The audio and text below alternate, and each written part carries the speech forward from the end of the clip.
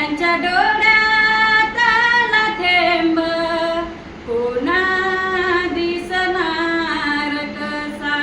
बाप आपल्याला रडताना कधी दिसत नाही, पण तो एका क्षणासाठी अश्रू रोखून ठेवतो.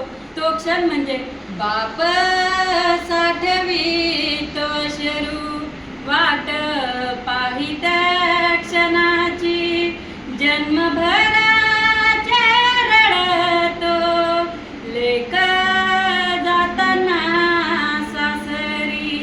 ज्यांनी जप